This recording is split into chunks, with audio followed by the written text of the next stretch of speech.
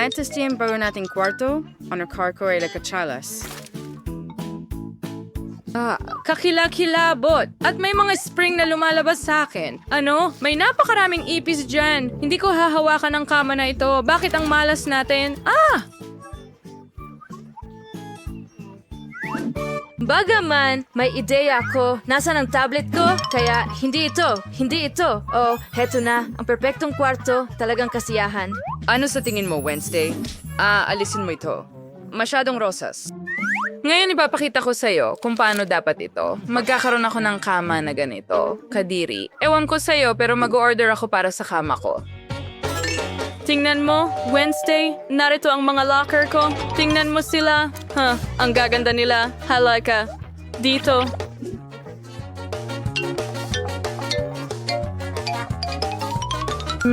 Tingnan natin. Wow! Lahat ng mahal ko ay nandito. Natutuwa ako. Hoy, huwag kang magselos. Dahan-dahan. Ibababa natin ito. Magaling. Tingnan mo, may spring. Heto, ganito. Ano ang kailangan mo? Kumusta ka dito sa itaas? Magaling na trabaho. Oo. Sa tingin ko mahusay ang nagawa natin. Miss, kunin mo ang aming trabaho. Lahat ng mabuti. O kahanga-hanga. Salamat. Ang ganda dito. Oh, anong cute na unicorn. Ang lambot ng lahat dito. Gustong-gusto ko ito. Kaya kailangan ko ng tulong mo. Mamili ka at mag-ingat ka doon.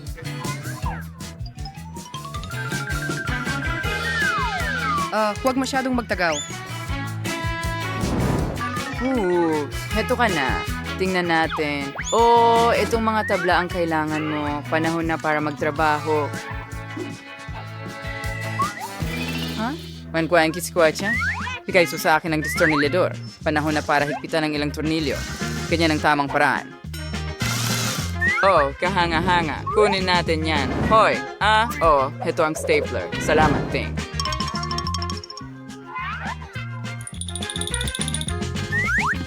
Ayos sindosan kano peach kaye. At nagsiempake. Ausolid na ens darang kwarsoy. Sang dilem at surarwa ang kaluluwa tulad. Nakuha ko.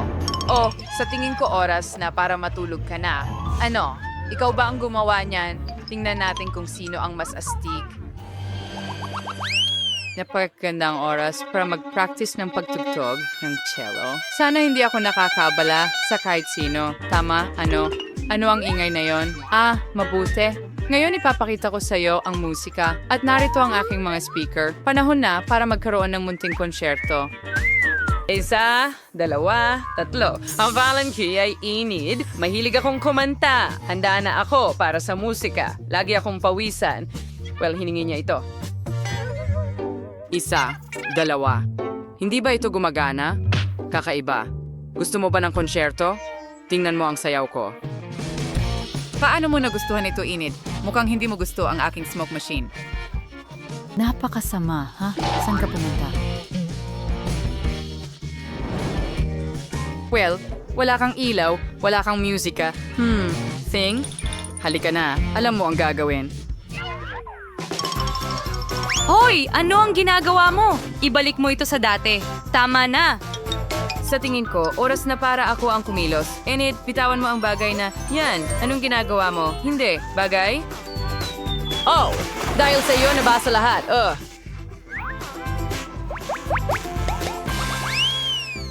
Bagay, umalis ka na. Hoy, ano ang hawak niya dyan?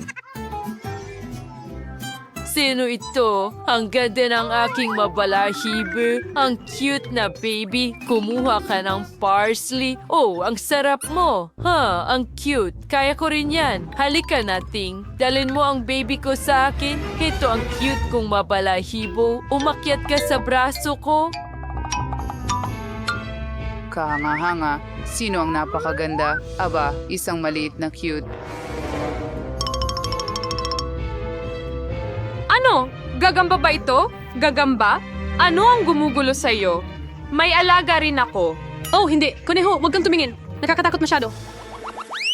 Hey, kulang. Pero sigurado, narito ang paborito kong mirror ball. Isasabit ko ito dyan. At ngayon, oras na para buksan ang ilaw at musika ng todo. Oo, meron akong totoong disco dito. Kailangan nating tawagan agad ang ating mga kaibigan. Hi mga babae, nakita niyo na ba ito? Naghihintay ako sa pagbisita niyo. Paalam. Mukhang nandito na sila. Buksan mo na agad. Hi, natutuwa akong makita ka. Pasok ka na. May disco ako dito at ito ang aking sulok. Tuloy ka.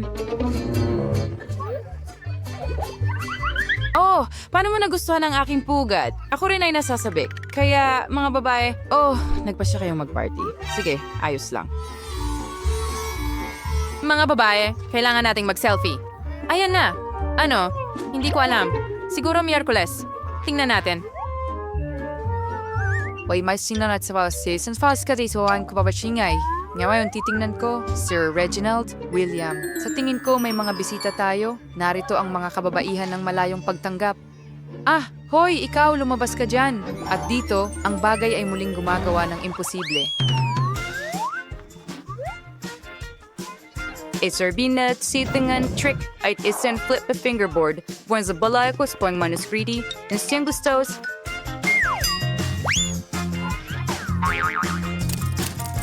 Anong ginagawa mo? Hoy, bagay, gusto mo bang maglaro? O hindi, may mas mahalaga akong gagawin. Sige na, wag mo akong abalahin. Umalis ka. Umalis ka.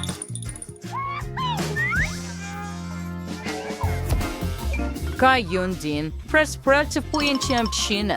Bingo. Sayos di magpatuloy, nakahanap ng bagong biktima ang bagay. Hey bagay. Anong ginagawa mo sa kamay ko? Bumaba ka! Tulong! Imposible bang maging tahimik dito kahit sandali? Well, ayan na. Oras na para ilagay ka sa kulungan. Kumalma ka, Enid. Tatanggalin ko na ito ngayon. Ayan na. Pag-isipan mo ang iyong asal sa likod ng mga rehas. Salamat, Wednesday. Bumalik ka. Ikaw talaga ang pinakamahusay. Saan ka pupunta? Hindi pa ako tapos yakapin ka. Mahal kita. Ano kayang iginuguhit ni Emma doon? Donut ba? Oo, sino kaya ang tatanggi sa masarap na dessert na ito? Hindi na makapaghintay na malaman kung sino sa mga kalahok ang makakayanan ng gawain. Pero determinadong manalo silang lahat. Wow, nagsimula na sina Lola at ang chef magluto. Tingnan mo lang ang chef. Madali lang para sa kanya. Nasa kawali na ang mantika at oras na para iprito ang ating mga donut. Ano ang problema dito? Gagawin ko ito ng sobrang bilis. John, sigurado ka ba? Sa tingin ko hindi mo alam kung paano magluto ng donuts. Sa tingin ko nahuli ka ni Lola. Hawak ko na. Huwag mag-alala. Magdadagdag lang kami ng kaunting mantika. Sige. Sana magawa mo ito. Sina Lola at ang chef ay nagsisimula ng maglagay ng mga donuts sa kawali. John, ikaw na ang sunod. Mag-ingat. Ang kumukulong mantika ay maaaring makasunog sa'yo. Oo, at binalaan ka namin. Well, hindi mo dapat nilagyan ng sobrang daming langis. Habang kalmado na naghihintay si Chef at si Grandma na maluto ang kanilang mga donut, nasa isang mapanganib na laban na ngayon si John sa langis. May kutob ako na hindi mananalo si John sa laban na ito. Naku po, tingnan mo nangyari sa mga donut na ito. Fanner cereal to John and ang RCB ng spatula. Huwag mag-alala, John. May maswerte ka sa susunod na pagkakataon. Ngayon tingnan natin kung ano ang meron ng iba. Wow, perpekto ang kanyang mga donut. Ano ang ginagawa niya? Maglalagay siya ng jam sa mga ito. At ngayon ay isinasawsaw niya ang donut sa icing. Mukhang nakakatakam.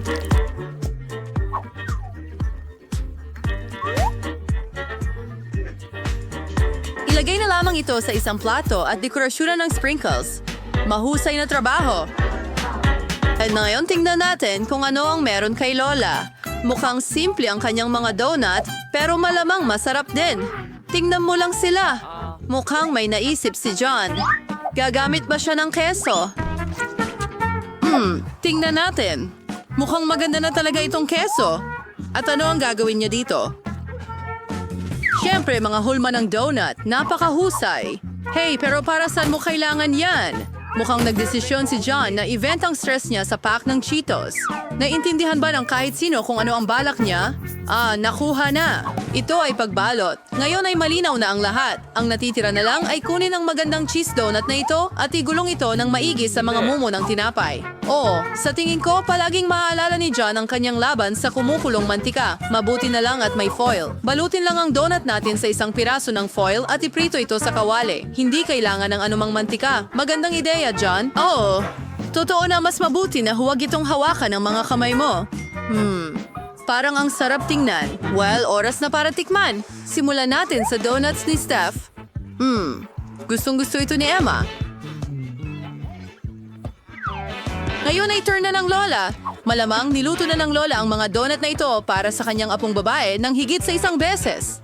Pero base sa mukha ni Emma, hindi siya gaanong impressed. At sa wakas, isang donut mula sa kanyang kapatid. Well, John, sana ay swertihin ka ngayon. Tingnan mo kung paano humahaba ang keso na ito. Siguradong gusto ito ni Emma. At ang nanalo ay si Shep. Maligayang bati. Ang pangalawang round ay nasa unahan. No kaya ang lulutuin ng ating mga kalahok sa pagkakataong ito? Wow, isang sandwich ito? Sino kaya ang mas may pagkakataong manalo ngayon? Chef? Lola? Or baka si John pa nga? John, ano ang ginagawa mo? Ang gawain ay gumawa ng sandwich. Hindi kainin ang pagkain. Iniisip ko na gustong gumawa ni John ng matamis na sandwich. Iniisip ko kung ano ang gagamitin niya para dito. Magdagdag ng kaunting marshmallow, tsokolate. Oh, At 3 magkakaibang syrup. wow! Ang sandwich ni John ay talagang matamis na bomba. Ano ang gagawin ni Lola? Ang lutudyang ham sandwich. Ang sarap. Ilagay ang tinapay sa kawali. Dapat itong iprito ng maayos.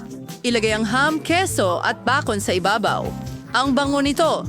May isip lang natin kung gaano kasarap. Pero mukhang hindi masaya ang chef tungkol dito.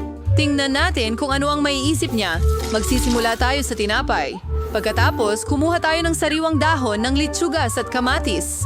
Maingat natin itong ilalagay sa tinapay. Wow! Mga suso ang mga iyon. Lola, sa totoo lang, bahagi sila ng mataas na kusina at inihahain sa mamahaling mga restaurant, pagkain gourmet para sa tunay na mga gourmet. Ay prito ana trisir circle is information ng bango. And hindi lang yun. Here's one thing mapugita. Lola, mas malifigo huwag mo itong tingnan. Iprito ng mabuti ang mapugita at ngayon, idagdag natin ito sa ating masarap na sandwich. At hindi lang iyan. Keso, at hindi basta keso, kundi kesong may amag. Yum, meron itong kakaibang amoy. Oh, Lola, natatakot ako na hindi magugustuhan ni Lola ang amoy ng produktong ito. Hindi ko alam kung ano ang sasabihin sa'yo. Sana ay pahalagahan ni Emma ang obra maestra ng mainit na putahe na ito. Hindi nakapagtataka na sinikap ng husto ng chef. Mukha nga bang nakahanda ang ating chef, may nagutom na. Buti na lang at may tsokolate palaging nakahanda. Mukhang hindi ito nasa ayos. May kailangang gawin. Tingnan natin kung anong maisip ni John. Naglalagay kami ng mga yelo sa mga plato. Sa tingin ko alam ko na ang gagawin niya. Ibuhos ang natunaw na tsokolate sa mga plato at tada. Ang maganda at masarap na palamuti ng sandwich ay handa na. Kung gayon, oras na para subukan ito ni Emma. Magsimula tayo sa chef sandwich. Tanging tunay na gourmet lang ang makaka-appreciate ng lahat ng kasofistikahan at pagka-unique ng putahe at hindi isa si Emma sa kanila. Pukita at mga suso? Nakakatakot yan! Grabe! Baka mas magustuhan niya ang sandwich ng kapatid niya. Sa tingin ko, makakatukso ito sa mga mahilig sa matamis. Tignan mo lang ang ang dami dami ng ng marshmallows, tsokolate, at syrup diyan. Oo, gustong-gusto ni Emma yan. Ngayon, parating na ang sandwich ni Lola. Ano pa nga bang masihigit sa kombinasyon ng keso, bacon, at hamon? Siyempre, ito ang panalo natin. Pasensya na guys, pero walang tatalo sa mga sandwich ni Lola. Hinidakira sa rin na wade relamer kung ano ang lulutuin ng mga kalahok sa round na ito. At ito ay pritong itlog. Napakasimpleng ulam, pero napakaraming paraan ng pagluluto. Itlog ni Lola. Naglalagay ng kaunting langis. Pwede bang makahingi rin ako ng kaunting langis? Siyempre, sa'yo na. Naku, mukhang may hindi marunong gumamit ng bote ng langis. Hindi, John, ikaw ay... matatapon mo lahat at sana'y nagtanong ka na lang. Habang gumagawa ng problema si John para sa sarili, nagsisimula ng magprito ng itlog si Lola. Magaling. Dapat din magmadali si John. Wala namang komplikado dito. Kailangan mong maingat na basagin ang mga itlog. At si Lola ay inilalagay na ang kanyang scrambled eggs sa plato. Ngawagyo, since we're another chef, ingisig ka kay Bay. Ang mahagar ay wala sanang kuhol sa pagkakataong ito. Mga peach? Sigurado ka ba, chef? Sige, titingnan na lang namin kung ano ang gagawin mo. Alright. And Sa there is the mountain, sawit yung ito. Ang lihim na sangkap ay kamangha-mangha. Aking restaurant ay mayroong resiping ito at ginagawa na namin ito sa loob ng 1,000 taon. Parang walang sense, pero napaka-interesante. At ikaw, John, may nag-order ba ng fire show? Mukhang hindi maganda, pero mukhang kailangan mo pa ring ihain ito. Handa na ang lahat ng putahe at good luck. Simulan natin sa mga itlog ni Lola. Luma pero mahusay na klasiko. Walang kakaiba pero wala ring labis. Ano ito? Seryoso? Hindi ba nga? Kailangan mo yon? Well, John, maganda ang pagsubok mo. At kumusta naman ang putahe ng chef? Napakaganda nito na si Emma ay na-in-love dito. Bravo, Chef Vice. Service sa chef. Maaring ang chef ang manalo, pero kaya ba niyang gawin ang salad na ito? Para sa chef at si Lola, madali lang ito. Pero paano si John? Nako, hindi niya alam kung paano maghiwa ng gulay. Medyo nakakahiya. Tingnan mo at matuto, John. Ipapakita sa iyo ni Lola ang isang masterclass. Ganito ang tamang paghiwa ng mga kamatis. Ilagay ito sa isang dahon ng letsugas at maghiwa ng ilang dibdib ng manok. Ang bango. Roast yun ng manok o siyong dahon ng letsugas. At sanda na ang ating salad. Puff! Hindi yun ikinatuwa ng chef. Gagawa siya ng kakaibang bagay. Hulaan mo, muli, may mga dahon, mantika, at haluin natin ito. Oo, medyo nalilito sina Lola at John. Tignan natin kung ano ang susunod na mangyayari. Ilagay niya ang lahat ng halong iyon sa kawali at kumuha siya ng hiringgilya.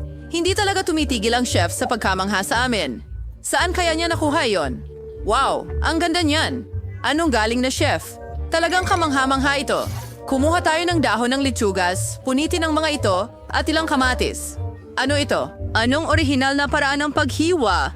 Mukhang tapos na si chef, pero kumusta naman ang iba? Si Lola, syempre, wala siyang gano'n na orihinal na paraan ng paghiwa, pero masarap pa rin. Oo, at John, nagpuputol ka pa ng mga gulay? Kailangan mong bumilis. Oo. Lola, nag-order ka ba ng maskara ng pipino? Ipakita mo sa akin ang nangyari, John. Malayo ito sa niluto ng chef. Mukhang hindi nagising si John dahil doon. Pambura? Gagawa ka ba ng salad mula sa pambura? May mukhang yan na nga ang gagawin niya. Hindi lamang mula sa chewing gum, marmalade at marshmallow. Sa tingin mo ba ay maa-appreciate ni Emma ang salad na ito? Gayunpaman, malalaman natin ngayon. Dapat magsimula ako sa isang ito. Oh, ang weird naman. Ngayon, ang salad ni Lola ay mukhang napaka-appetizing. Ano sa tingin mo, Emma? Hindi masama, ha? Wow! Mukhang ang salad ni John ay talagang pag-ibig sa unang tingin. Sarap. At mayroon tayong panalo. John, nagawa mo ito. Binabati kita. Isulat